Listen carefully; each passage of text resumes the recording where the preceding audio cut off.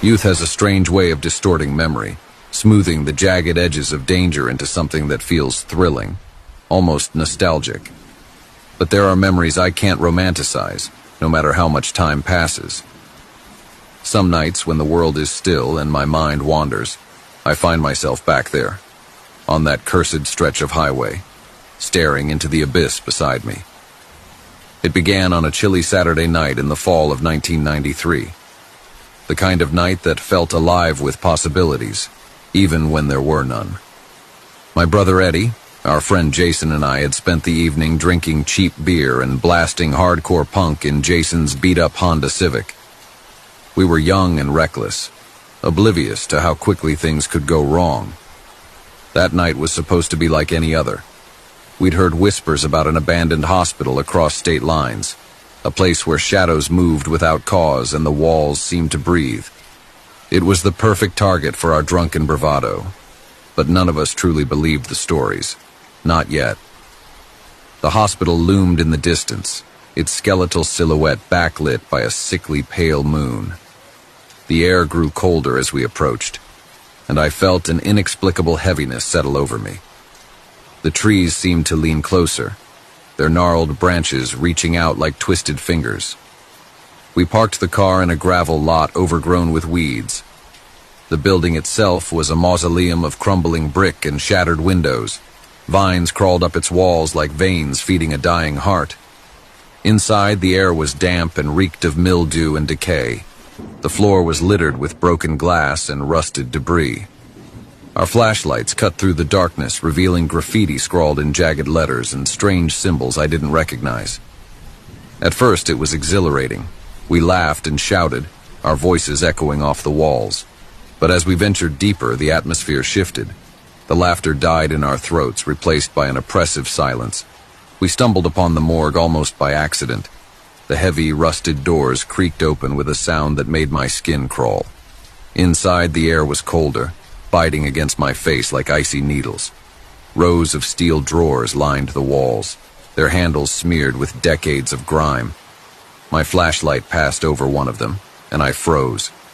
The faint outline of a handprint was visible in the dust, a handprint that seemed too fresh to belong to anyone long gone.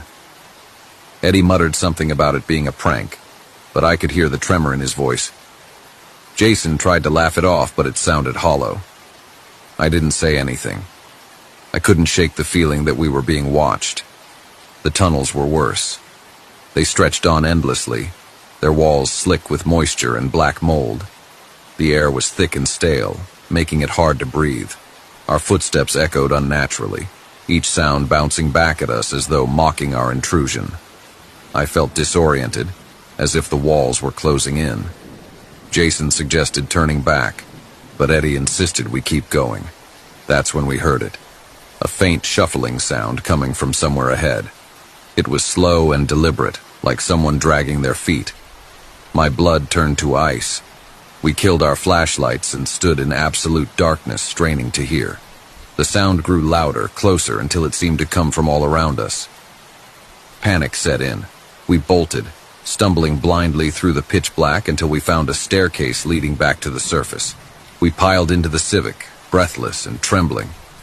None of us spoke as we sped away from the hospital, the engine roaring in the silence. I glanced back once, and I swear I saw a shadow move in one of the broken windows. The highway stretched out before us, an empty ribbon of asphalt bathed in moonlight. Jason had just started to relax when Eddie pointed to something in the rearview mirror. A pair of headlights appeared in the distance, growing brighter with each passing second.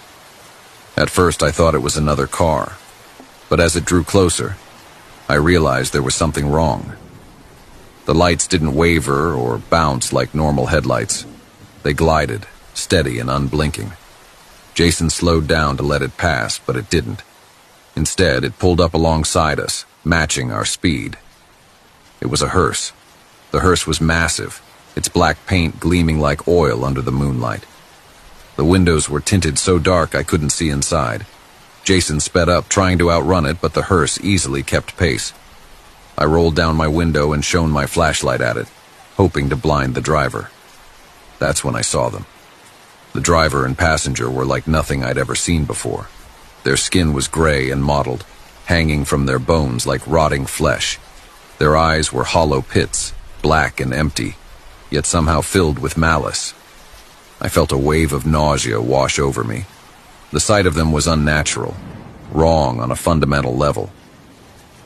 Eddie started praying under his breath, his voice shaking. Jason just kept muttering, "This isn't real. This can't be real." The hearse swerved suddenly, forcing Jason to veer off the road. The car jolted violently, and I thought we were going to crash. But somehow Jason regained control and got us back onto the highway. I begged him to pull over, to let the hearse pass us, but he wouldn't listen. He pushed the car to its limit, the speedometer climbing past 100 miles per hour. The hearse stayed right beside us, its engine eerily silent. The driver turned his head to look at me, and I swear I felt his gaze pierce straight through my soul. Then the lights went out. Not just the headlights of the hearse, everything. The streetlights, the moon, even the stars. We were plunged into absolute darkness. The car slowed to a stop, its engine dead. We sat in silence, the darkness pressing in on us like a physical weight. I could hear Eddie sobbing quietly in the back seat. Out of the darkness, I saw a faint glow. It grew brighter, revealing the hearse parked a few yards ahead of us. The driver and passenger stood beside it, their grotesque forms illuminated by an otherworldly light. They didn't move, didn't speak. They just stared at us with those empty, hollow eyes. I couldn't look away, even as a cold dread seeped into my bones. Then, as suddenly as it had appeared, the hearse was gone. The lights came back on, and the engine roared to life. Jason didn't hesitate. He floored the gas and we sped away, leaving the nightmare behind us. We never talked about what happened that night. Eddie refuses to speak of it to this day, and Jason and I only mention it in hushed tones, usually after a few drinks. I don't know what we saw out there or why it chose us, but sometimes when I'm driving alone at night I catch a glimpse of something in my peripheral vision. A shadow, a flash of black, and my stomach drops. Maybe it's nothing. Or maybe it's the hearse, waiting to finish what it started. The road stretched endlessly ahead, winding like a serpent through barren countryside. I kept my hands tight on the wheel, eyes flickering between the map on the passenger seat and the narrow dirt path cutting through the overgrowth. The name leapt out at me. Silent Pines. It sounded quaint at the time, even peaceful. A weekend away from the chaos of the city, just me and nature. I arrived just as the sun began its slow descent, turning the sky a bruised orange. Silent Pines rose ahead, an expanse of towering trees that seemed to devour the light. The air carried a strange heaviness, a stillness that swallowed every sound. I parked the car at the edge of the forest and loaded up my pack. The place was said to be untouched, forgotten by most. Exactly what I needed. The trail was faint, more of a suggestion than a path, but I followed it deeper into the woods. Shadows stretched long and thin as the trees thickened around me. The canopy overhead blocked out the dying sunlight, plunging me into a dim twilight far too soon. I told myself it was fine. I'd seen pictures. This place was worth the journey. The clearing came into view just as darkness began to fall. It was perfect. A patch of open ground bordered by a slow-moving stream. The trees stood tall and silent, their branches like skeletal fingers against the darkening sky. I set up my tent quickly, eager to beat the encroaching night. By the time I lit the fire, the stars were out, but their light seemed muted, as though the forest absorbed even that. The flames crackled softly, the only sound in an otherwise silent world. No insects, no rustling leaves, no distant cries of wildlife. Just the fire, and the oppressive quiet pressing in from all sides. The first night passed uneventfully. At least, that's what I told myself when I woke up. Sleep had come in fragments, broken by a nagging unease I couldn't quite place. It wasn't fear, not yet. It was something subtler, a whisper in the back of my mind telling me that I didn't belong here. The next morning, I explored the area. The stream's water was so clear it reflected the sky like a mirror, yet when I bent down to drink, it tasted faintly metallic. I chalked it up to minerals, convincing myself it was normal. The woods were dense, the trails overgrown. Every step I took seemed to echo louder than it should, as though the forest were amplifying my presence. Then I found the tracks. They were faint at first, barely visible in the dirt. Long impressions with sharp tips, like claws. They led away from the stream and deeper into the trees. I followed them for a while, curiosity overriding caution. They didn't resemble any animal I could name, and the stride was too long for something human. The tracks ended abruptly in a patch of undisturbed earth, as though whatever made them had vanished. By the second night, the silence was unbearable. I kept the fire burning bright, the light pushing back against the shadows that seemed to press in closer with every passing hour. It wasn't just the quiet that gnawed at me. It was the feeling of being watched. I told myself it was paranoia. Isolation does strange things to the mind. Still, I found my eyes darting toward the tree line, searching for movement that wasn't there. The first sound came just after midnight, a faint rustling, so soft it might have been the wind, except there was no wind. I froze, straining to listen. It came again, from the trees behind me. I turned slowly, the firelight casting flickering shadows across the trunks. Nothing. The forest was empty, as it had been all day. Yet the rustling continued, circling the clearing, growing louder. A branch snapped, sharp and sudden, to my left. My heart hammered against my ribs as I stared into the dark. There was nothing there. Nothing I could see, at least. The whispers began that night. They were faint at first, indistinct murmurs that seemed to come from everywhere and nowhere at once. I sat by the fire, clutching the knife I kept strapped to my pack, my eyes darting from shadow to shadow. The whispers grew louder, forming fragmented words just out of reach. They didn't stop, not even as dawn broke. The forest was different in the daylight, but not better. The shadows seemed deeper, the silence heavier. I couldn't shake the feeling that I was being drawn further in, as though the forest itself were guiding me. I told myself I'd leave. I'd pack up, hike back to the car, and forget I ever came here. But when I returned to the clearing, the trail was gone. The path I'd followed in had vanished, replaced by an endless sea of trees. I wandered for hours, trying to retrace my steps. Every direction looked the same, tall pines stretching into eternity. I left markers, bits of cloth torn from my shirt, but when I circled back, they were gone. That night, I didn't light a fire. It didn't feel safe anymore. The whispers were constant now, no longer shy. They called my name over and over, in voices I didn't recognize. At some point, I realized I wasn't alone. I saw it first in the corner of my eye, a shadow moving against the darkness. It was tall, impossibly thin, its limbs unnaturally long. It lingered just beyond the edge of my vision, vanishing whenever I turned to look directly at it. The whispers weren't coming from the forest anymore. They were coming from it. The days blurred together, an endless cycle of wandering and fear. I stopped sleeping, stopped eating.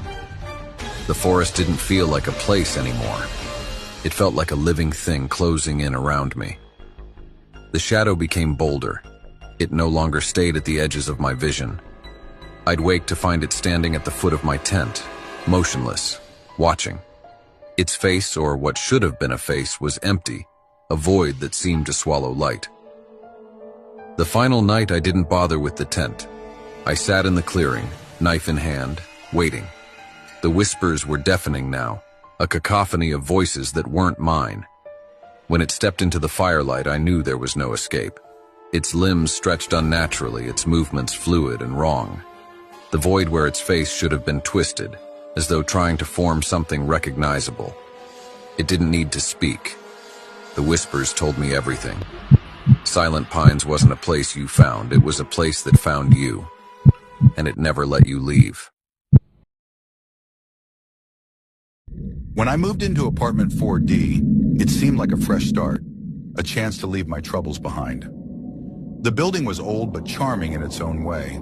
The rent was affordable, the location central, and the landlord, Mr. Harrow, seemed reasonable. The first time I stepped inside the apartment, I was struck by how quiet it was. Not peaceful quiet, though, more like the kind of quiet that pressed against your eardrums, demanding to be noticed.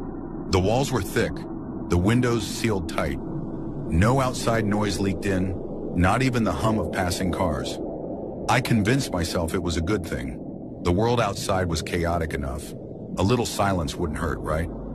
But even that first night, something about the place didn't sit right. I heard it the second night I stayed there.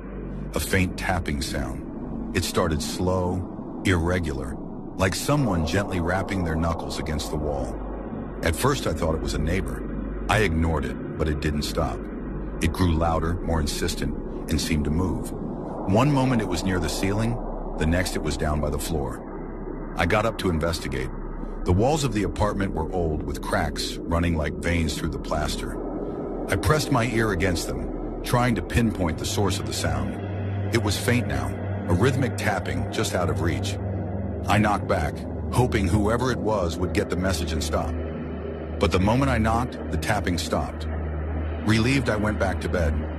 But just as I started to drift off, it returned. Faster this time, more frantic.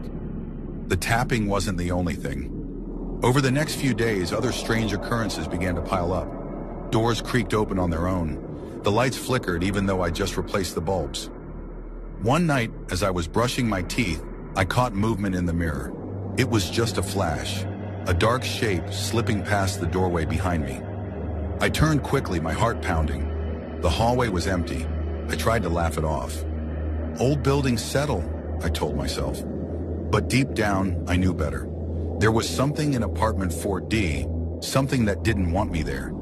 There was a closet in the hallway that I hadn't paid much attention to when I moved in. It was locked, and I assumed it was just for maintenance or storage. But one night, I heard a sound coming from behind the door. It wasn't tapping this time. It was a soft, dragging noise, like fabric being pulled across the floor. I stood there, staring at the door, my breath coming in shallow gasps. The noise stopped as suddenly as it had started, but I couldn't bring myself to look away. A few nights later, I woke to the sound of a loud creak. It took me a moment to realize where it was coming from. The hallway closet. I grabbed a flashlight and crept out of bed, my heart pounding so hard I could feel it in my throat. The closet door was ajar. I hadn't touched it. The beam of my flashlight trembled as I stepped closer. I nudged the door open with the toe of my shoe. The air that escaped was cold and stale, like it had been trapped for decades. Inside, the closet was empty, at least at first glance. But when I aimed the flashlight at the back wall, I saw something carved into the wood. It was a symbol, a crude, jagged shape that made my stomach churn just looking at it. Below it, written in shaky, uneven letters, were the words, "Don't listen to them." That night, the voices began. At first, they were faint, barely audible whispers. I thought I was imagining them, but as the hours dragged on, they grew louder. They weren't coming from the closet anymore. They were everywhere. They spoke in overlapping tones, dozens of voices all speaking at once. Some were frantic, pleading, others were calm, almost conversational. I couldn't understand what they were saying, but they wouldn't stop. I covered my ears, but it didn't help. The voices weren't coming from outside. They were inside my head. Desperate to escape the voices, I ran out of the apartment. I didn't even grab my keys. I just needed to get out. But when I stepped into the hallway, it wasn't the hallway anymore. It was a different room entirely. Dark, cold, and impossibly large. The walls were made of stone, rough and damp to the touch. The air smelled of decay. I spun around, but the door to my apartment was gone. The room stretched endlessly in every direction, the darkness swallowing everything beyond a few feet. And then I heard it, a low guttural sound, like something breathing. I wasn't alone. The sound grew louder, closer. I didn't wait to see what was making it. I ran. The floor beneath me felt uneven, shifting with every step. I could hear something behind me, its heavy footsteps pounding against the ground. I didn't dare look back. The darkness seemed alive. pressing in from all sides. The voices returned, louder than ever, screaming and laughing and crying all at once. Then I saw it, a faint light in the distance. It was small, barely more than a pinprick, but it was enough to give me hope. I sprinted toward the light, my legs burning, my lungs aching. The thing chasing me roared, the sound vibrating through the air. The light grew brighter, closer. I could see a doorway now, a faint outline against the darkness. I threw myself through it, landing hard on the floor. When I looked up, I was back in my apartment. The hallway closet was closed, the apartment silent. I didn't wait. I grabbed my keys, my phone, and whatever I could carry, and I left. I never went back to apartment 4D. I didn't even return to collect my things. To this day, I don't know what I experienced in that apartment. I've tried to rationalize it, to convince myself it was stress or sleep deprivation or some strange hallucination. But deep down, I know the truth. Some places aren't just haunted, they're wrong. And apartment 4D is one of them. I escaped, but not everyone does. The first time I saw apartment 13B, I thought I'd found a hidden gem. The rent was cheap, ridiculously so for a one-bedroom in the city. Sure, the building was old, but I convinced myself it had character. The chipped paint on the walls, the faint smell of mildew in the hallway, and the dim, flickering lights were quirks I could live with. After all, I was finally living alone. No roommates, no one to tell me what to do. The landlord, Mr. Burke, was a wiry man with tired eyes that seemed to avoid mine when he handed me the keys.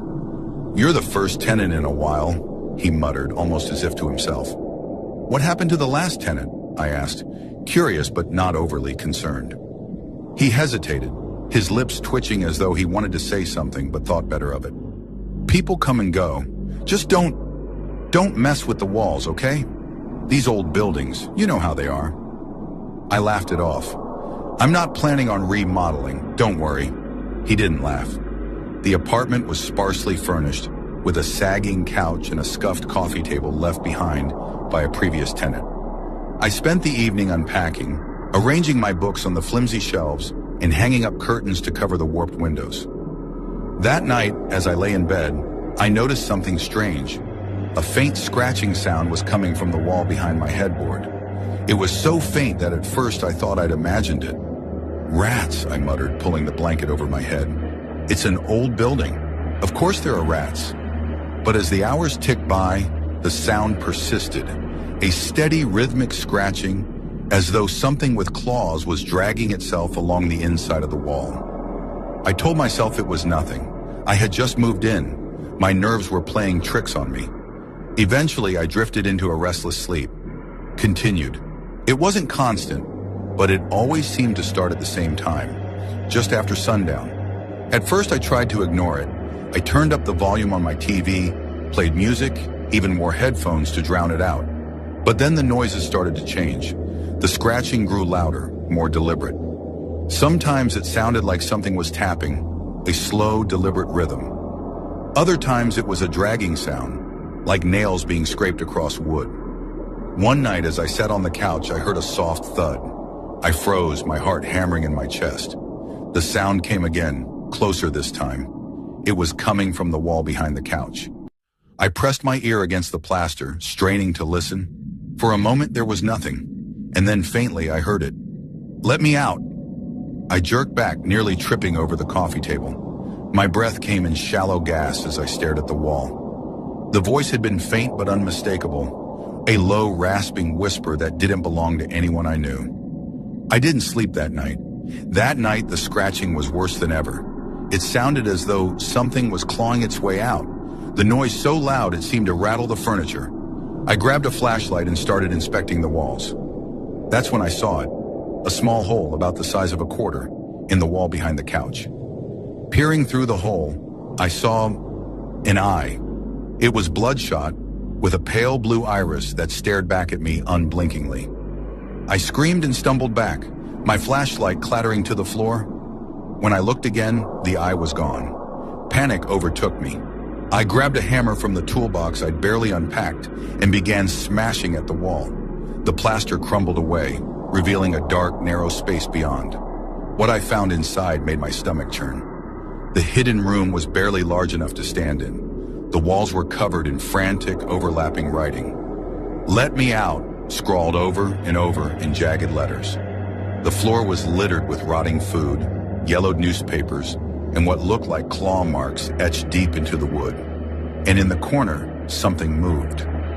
At first I thought it was a pile of rags, but then it unfolded, rising slowly to its full height. It was humanoid, but wrong. Its limbs were too long, its skin pale and stretched tight over its bones. Where its face should have been was a smooth, featureless void. It tilted its head as though studying me, and then it began to move.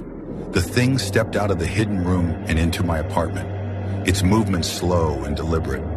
I stumbled backward, dropping the hammer as it advanced. The air grew colder with each step it took, and a low guttural sound began to fill the room, a sound that seemed to come from inside my own head. The whisper started again, louder this time, overlapping in a chaotic cacophony. "Let me out. Stay. Help me." I ran. I didn't stop to grab anything. I sprinted out of the apartment, down the hall, and out into the street. Behind me, I thought I heard the sound of footsteps, slow, deliberate, echoing in the empty hallway. When I reached the street, I turned back to look at the building. My apartment window was dark, but I could swear I saw a shadow standing just behind the glass, watching me. I never went back. I'd been looking for a place closer to work for months, and when I found apartment 7F, it seemed perfect. The rent was cheap, the building was within walking distance of my office, and, aside from the dated exterior, it seemed like a decent place to live. The building was an old high-rise with a weathered facade, cracked concrete, and a strange, musty smell that clung to the air. The landlord, Mr. Gray, barely said a word when he handed me the keys. He just gave me a long, uncomfortable stare before muttering, "Welcome to the tower." The elevator was broken, permanently according to Mr. Gray, but I didn't mind. Climbing a few flights of stairs every day wasn't ideal, but I told myself it would be good exercise. That first day, I hauled my boxes up the dimly lit stairwell, my footsteps echoing off the cracked concrete walls. The apartment itself was small but cozy. The wallpaper was peeling and the floorboards creaked, but it had a charm I liked. I unpacked quickly, eager to settle in. That night, as I lay in bed, I thought about the stairwell. It had felt strange. The steps seemed endless, the air colder than it should have been. I shrugged it off. I'd had a long day. My mind was playing tricks on me. The stairwell became a part of my routine. Every morning I'd descend the 7 flights, and every evening I'd climb back up. It wasn't pleasant. Dim lighting, graffiti-covered walls, and a smell that never quite went away, but it was manageable until it wasn't. The first time it happened, I was coming home late from work. The stairwell seemed darker than usual, the bulbs overhead flickering weakly. As I climbed, I counted the floors like I always did. 2, 3, 4. But when I reached the landing where the door to the 5th floor should have been, there was nothing but more stairs. I stopped, confused. I could have sworn I'd already climbed 4 flights. I turned back, but the landing below me was gone, replaced by more stairs spiraling downward into darkness. My stomach twisted. I climbed faster, my footsteps echoing louder. I counted again. 5, 6, 7. Still, there was no door. The numbers painted on the walls were wrong, faded and scratched out, as though someone had tried to erase them. When I finally reached a landing with a door, the number read 12. My apartment was on the 7th floor. How had I climbed so high? I opened the door cautiously, half expecting to find some hidden section of the building I hadn't seen before. But the hallway beyond was eerily familiar. It looked just like my floor, down to the worn carpet and flickering overhead light. The door to 7F was there, exactly where it should have been. I told myself I must have been mistaken, that I'd miscounted somehow. I unlocked the door and stepped inside, locking it firmly behind me. But I couldn't shake the feeling that something was wrong. The stairwell's strangeness grew worse over the next few days. I stopped taking the stairs unless I absolutely had to, but even then, I couldn't avoid the creeping unease. Sometimes when I was climbing or descending, I'd feel like I wasn't alone. The sensation was subtle at first, a prickling at the back of my neck, the sense of being watched. But then I began to see them. They were shadowy figures, barely visible in the dim light. They lingered at the edges of the stairwell, always distant but unmistakably there. I couldn't make out any details, just silhouettes, tall and thin, with elongated limbs that seemed to stretch unnaturally. Whenever I tried to focus on them, they disappeared, vanishing into the shadows like smoke. I told myself it was a trick of the light, my imagination running wild in the dimly lit stairwell, or maybe I'm very tired. But deep down, I knew it wasn't. The turning point came one night when I decided to take out the trash. The stairwell felt colder than usual, the air damp and heavy. As I descended, I counted the floors out of habit. 1, 2, 3. But the stairwell didn't end. The more I descended, the more floors I seemed to pass. 5, 6, 7, and then 8. My steps quickened, panic clawing at my chest as the floors stretched into infinity. The numbers painted on the walls made no sense. Some were scratched out or painted over. Others were completely blank. And then there were the symbols, strange looping patterns etched into the walls, shapes that seemed to shift and twist when I looked at them too long. I dropped the trash bag somewhere along the way. My only goal was to find a door, any door, that would lead me out of the stairwell. When I finally burst through a door, I found myself back on my own floor. The door to 7F was there, just as it had been before. But something about it felt wrong. The air was too still, the silence oppressive. I didn't go inside. Instead, I fled to the landlord's office. Mr. Gray was sitting behind his desk, his face pale and drawn. He didn't seem surprised when I told him what had happened. "You're not the first," he said after a long silence. "What do you mean?" I demanded. "This building, it's old, older than it should be. People say the stairwell doesn't always lead where it's supposed to. Some floors, they don't exist, not in the way you'd think. Why didn't you tell me this before I moved in?" He gave me a hollow look. "Would you have believed me?" I left his office angrier and more confused than ever. The next night I made a decision. I couldn't stay in that apartment. Whatever was happening in the stairwell, I wanted no part of it. I packed a bag and headed for the stairs, determined to leave. The elevator hadn't worked in years, so the stairwell was my only option. The descent was slow and deliberate. I counted each step, each landing, refusing to let myself be distracted. But the stairwell had other plans. The floors blurred together. The numbers painted on the walls began to shift and distort. Doors led to nowhere, empty voids that swallowed the light from my flashlight. And the figures, they were closer now. No longer distant shadows, they moved just at the edge of my vision, their elongated limbs brushing against the walls. The whispers started then, low and guttural, filling the air with a language I couldn't understand. I ran. The stairwell seemed to stretch into infinity, a looping maze with no end. My legs ached, my breath coming in ragged gasps. I didn't know how long I'd been running. Minutes, hours, days. Time had lost all meaning. Just when I thought I couldn't go any further, I saw it. A door, brighter than the rest, its edges glowing faintly. I threw myself against it, and it gave way, spilling me out into the night. I collapsed onto the sidewalk, gasping for air. When I looked back, the building was dark and silent, its windows like empty eyes staring back at me. I didn't go back for my things. I didn't even tell the landlord I was leaving. I just walked away, vowing never to set foot in that cursed building again. To this day, I don't know what I experienced in that stairwell. I don't want to know. All I know is that I escaped, and for that, I'm grateful. Some places aren't meant to be understood. Some doors are better left unopened. It began on a Thursday.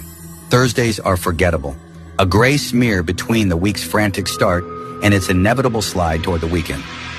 I wouldn't have remembered this Thursday if it weren't for the light. The sunlight cut through my blinds at an odd angle, splitting into sharp slivers that splayed across my desk like prison bars. The room felt suffocating, like the world outside had decided to intrude. My name is Henry Calloway. I'm nobody special, a paper pusher in a finance office. one of 1,000 faceless cogs grinding away in a machine that no one truly understands. My apartment mirrors my life, cramped, gray, and anonymous. It overlooks a narrow alley, hemmed in by walls that keep out the sun and, more importantly, the world. Routine is my religion. Predictability is my sanctuary. But on that Thursday, the unexpected arrived. It came in the form of a knock, not on my door, but on the wall, a soft, rhythmic tapping. At first, I ignored it. Old buildings are like that, always settling into themselves, groaning and creaking as if protesting their own existence. But this was different. Tap, tap, pause, tap, tap, tap. The pattern burrowed into my brain like a splinter. I banged a fist against the wall. Cut it out! The tapping stopped. Relief washed over me, but it didn't last. That night, as I lay in bed, it started again. Louder this time, as if it were coming from inside the walls. Tap, tap, pause, tap, tap, tap. It was deliberate, purposeful. I told myself it was nothing. Noise. Life bleeding through the cracks of my carefully constructed routine. But the sound followed me, filling the silence until I could hear it in my dreams. The next morning, I checked the hallway. The door to apartment 313 stood shut, its tarnished brass numbers dull against the peeling paint. No one lived there. The landlord had mentioned once, offhandedly, that the unit was undergoing renovations, though no work had been done. I knocked, just to be sure. No answer. By evening, the tapping returned, accompanied by something worse, whispers. They were faint at first, like wind brushing against the walls. But as the hours crept by, they grew clearer. Fragmented words that seemed to dance just out of reach. That night, I pressed my ear to the wall, straining to catch their meaning. My heart pounded as I realized the whispers weren't random. Let me in. I jerked away, my skin crawling. I didn't sleep that night. The next day, I decided to confront it. Armed with nothing but a flashlight, I tried the door to apartment 313. It swung open with a groan, revealing a space that felt wrong. The air was heavy, thick with mildew and a faint metallic tang. Dust coated every surface, muting the shapes of forgotten furniture. But one object stood out, a tall, cracked mirror leaning against the far wall. Its surface was smeared with grime, but I could see something moving within it, not my reflection. I stepped closer, wiping away the dirt with my sleeve. The mirror didn't show me or the room around me. Instead, it showed the hallway outside, my hallway, and in it stood a figure. He was tall and gaunt, his face pale and slack, as if the life had been drained from him. His sunken eyes stared directly at me, and his lips twisted into a grin that felt wrong, too wide, too knowing. I spun around, my flashlight sweeping the empty hallway. When I turned back to the mirror, the figure was closer. I don't remember running back to my apartment. My memory is blank until I woke up on my living room floor, shivering. The mirror was there. It leaned against my wall, its cracked surface reflecting the room back at me. But something was off. The reflection wasn't right. It was darker, distorted, as though the room on the other side belonged to a different world. The tapping grew louder, more insistent. The whispers were no longer fragmented. They spoke in clear, chilling sentences. "Let us in! You're not alone! Come back!" The mirror became an obsession. No matter where I moved it, it always returned to the same spot. Its reflection grew stranger, showing shadows that didn't exist and movements that weren't mine. One night, I saw him again, the figure from the hallway. But this time, he wasn't alone. I stopped going to work. The outside world became a distant memory, irrelevant in the face of what was happening inside my apartment. The landlord stopped by once, banging on my door. "Calloway, open up!" I didn't. Through the peephole, I saw his shadow, but in the mirror, his reflection was wrong. His face was twisted, his features stretched into an expression of terror. He mouthed something, silent, desperate, and then he was gone. That night, I finally found the courage to return to apartment 313. The door was open, waiting for me. Inside, the mirror had changed. Its surface was no longer cracked, but smooth and dark, like still water. And there they were, dozens of them, faces pressed against the glass, their mouths open in silent screams.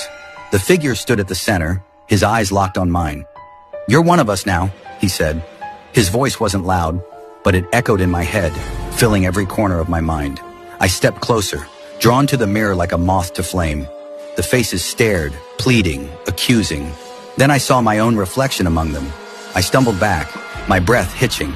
The mirror rippled like water. In a hand, pale, skeletal, reached through, grasping for me. I ran. Now I'm back in my apartment. The mirror is here as it always is, waiting. I've tried everything, covering it, smashing it, but nothing works. The whispers are constant now, a chorus of voices calling me home. They tell me the truth, the thing I've been too afraid to admit. Apartment 313 was never empty. It's where I lived before. The accident, the fire. I'm not supposed to be here. I turn to the mirror. The faces are clearer now, their eyes filled with knowing. The figure smiles, extending his hand. It's time to come back, he says. And this time, I take his hand. As I step into the mirror, the world dissolves around me. The tapping stops. The whispers fade. And for the first time, I feel at peace.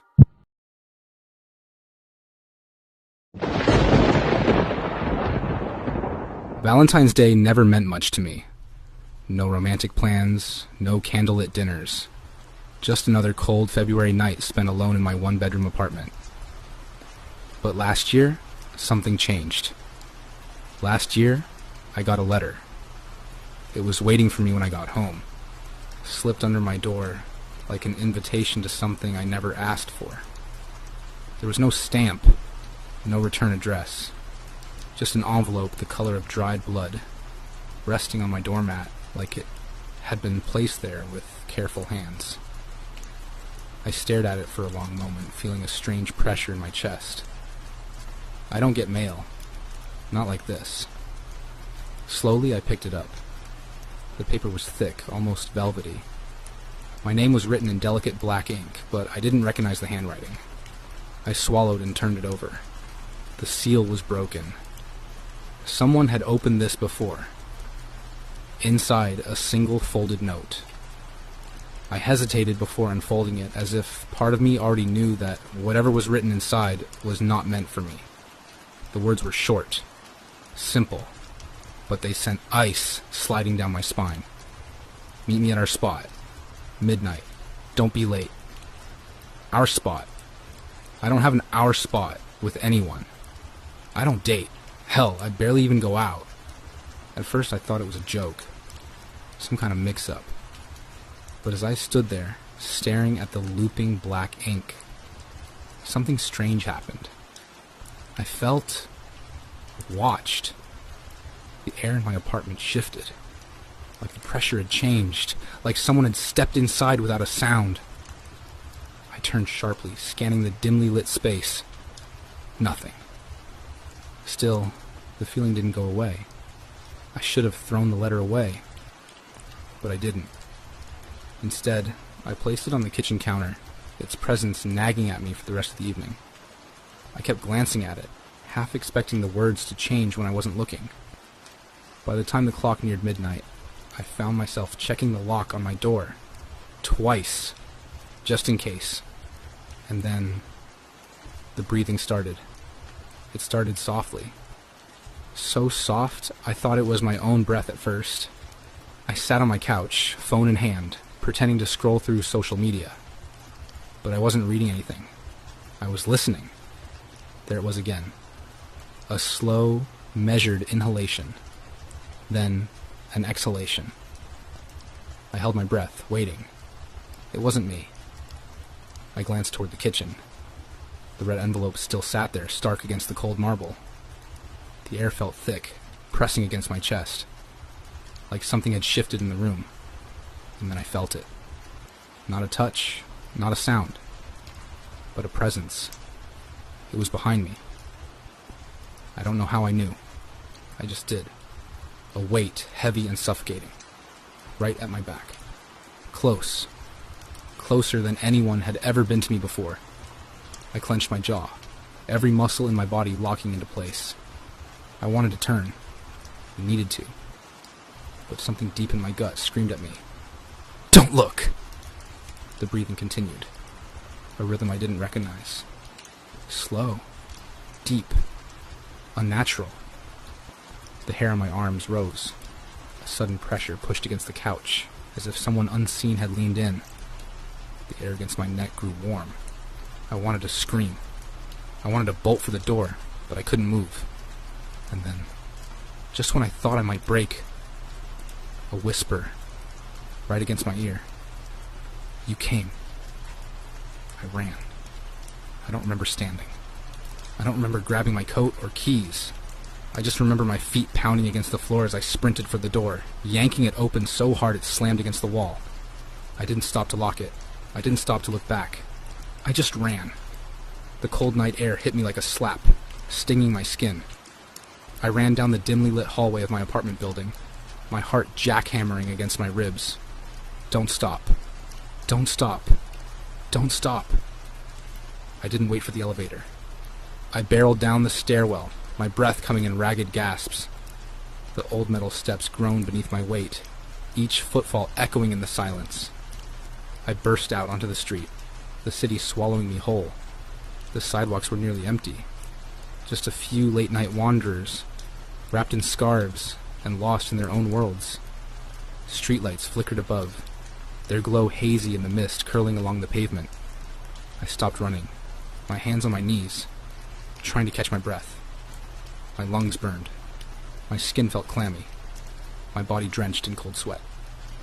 And yet, I still felt it, that presence. I straightened slowly, my eyes darting around the street.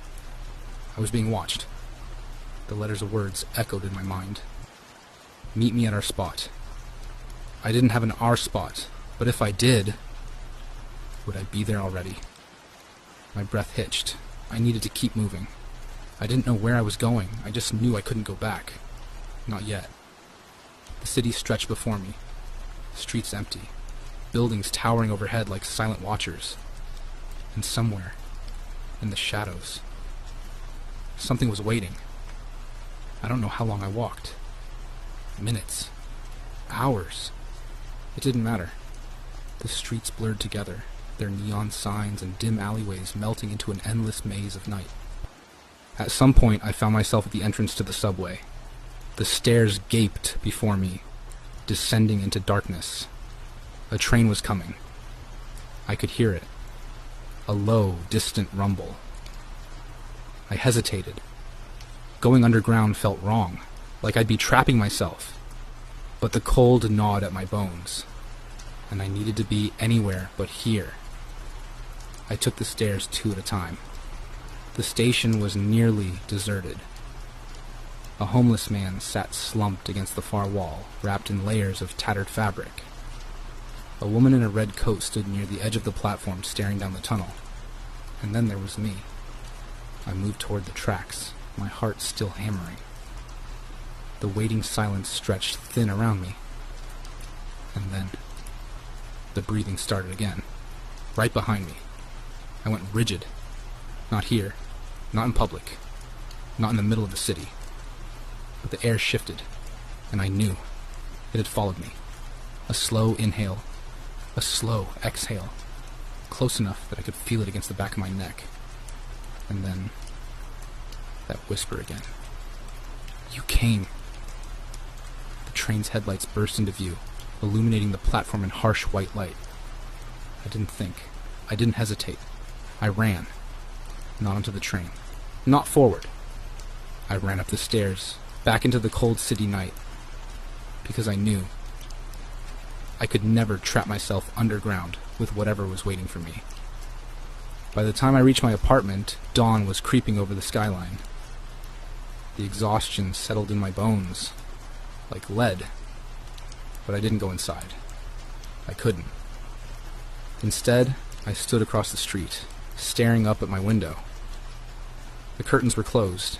Everything looked normal, but I knew better. I took out my phone with shaking fingers.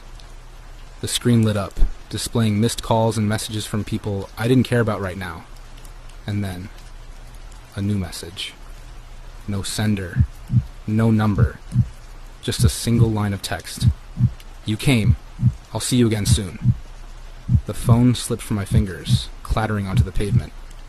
I turned and ran from that place, and till now I never gone back to that street. I don't know whatever I felt that day was genuine or any kind of illusion. Or maybe I don't want to know. The dense canopy of Ravencrest Woods filtered the sunlight into fragmented beams as the five friends, Jacob, Mason, Liam, Ava, and Emma, began their hiking trip. The trail was supposed to be an escape, a weekend to disconnect and embrace adventure. Jacob, ever the self-assured leader, walked ahead, his confidence unshaken by the unfamiliar terrain. Mason followed, cracking jokes and making light of the eerie quiet. Liam trailed behind with his camera, snapping pictures of the forest's haunting beauty. Ava moved cautiously, her steps hesitant, her unease about the woods written all over her face.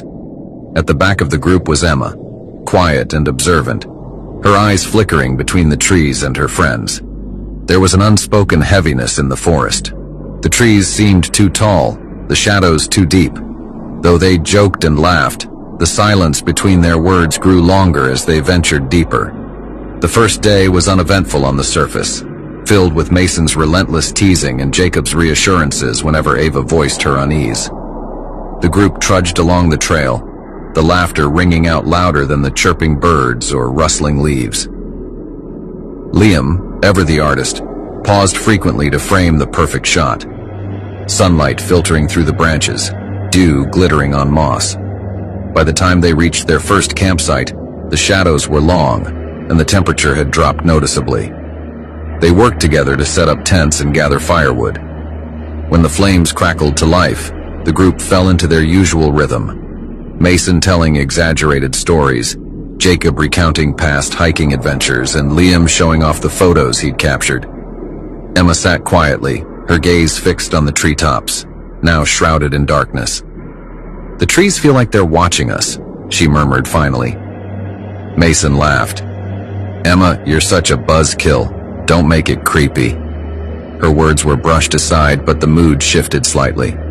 The forest, vast and unrelenting, loomed just beyond the reach of their firelight. The second day began with renewed energy. Jacob, eager to push further into the wilderness, led the group deeper into Ravencrest Woods. The trail narrowed, forcing them to walk in single file. The sounds of nature seemed muted, the rustle of leaves and occasional bird calls swallowed by the oppressive quiet. By midday, they stumbled upon an unexpected discovery, a dilapidated cabin nestled within a thicket of trees. Its wooden structure leaned at an unnatural angle, the roof sagging under years of neglect. Jacob was the first to approach, his curiosity overriding any sense of caution. Ava hesitated, her discomfort now palpable. "I don't think we should," she said softly. But Jacob insisted, and one by one they followed him inside. The air was thick with decay, the scent of mildew and rot nearly overpowering. Dust coated every surface, and the creaking floorboards seemed to groan beneath their weight. On a table in the corner lay a weathered journal. Its leather cover was cracked, its pages brittle. Liam, drawn to the artifact, opened it. The entries were fragmented, detailing the thoughts of someone succumbing to paranoia. "They're watching me. I can feel it inside me. One will leave, the rest will stay." They laughed nervously, dismissing the writings as the ramblings of a madman. But as they left the cabin, the words seemed to follow them, lingering in their minds like a shadow. The second night brought the first sign of the wood's malevolence. Emma awoke in the middle of the night, her scream piercing the silence. She claimed to have seen someone, or something, standing at the edge of their campsite watching them. Jacob scanned the area with a flashlight, finding nothing. "It's just your imagination," he assured her, though his tone was unconvincing. The group tried to settle back into sleep, but the unease was palpable. The wind, once gentle, now carried faint whispers, too faint to understand but impossible to ignore. When dawn broke, Mason was gone. His tent had been torn open, his belongings scattered. The group fanned out, calling his name. Liam was the one to find him, lying in a shallow creek. Mason's face was frozen in a grotesque expression of terror, his throat slit cleanly with his own knife. The shock was immediate and overwhelming. Ava broke into tears, her hands trembling as Jacob tried to maintain control. They decided to turn back, but the trail they had taken now seemed unfamiliar, the landmarks erased. It was as though the forest itself had shifted, trapping them deeper within its grasp. Ava insisted she could hear someone whispering her name, the sound growing louder the further they walked. That night, Liam disappeared. His camera, which had been his constant companion, was left behind, its lens cracked. They found him hanging from a tree the next morning, the words, "One will leave," carved into his chest. Panic turned to chaos. Ava, overwhelmed by paranoia, lashed out at Jacob, accusing him of orchestrating everything. Jacob, cornered, fought back, and in the struggle, Ava was fatally wounded.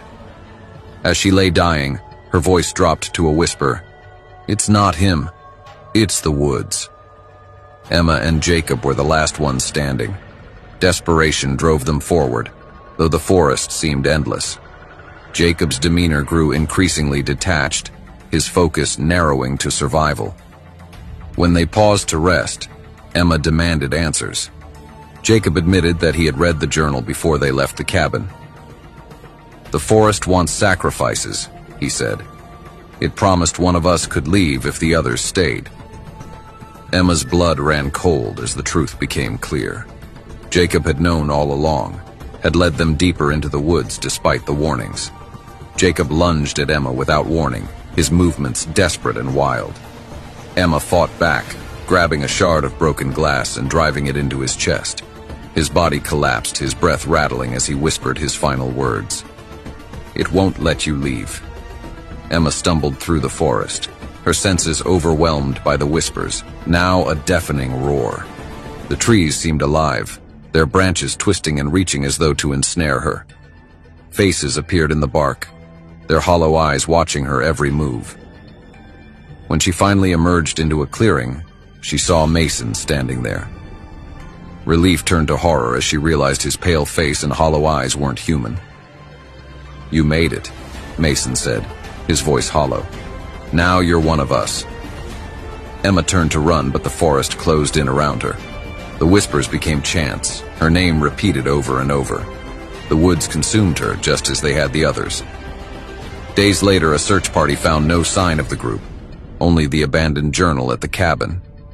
Its final entry, written in Emma's handwriting, read, "One will leave, the rest will stay. But leaving isn't freedom, it's forever."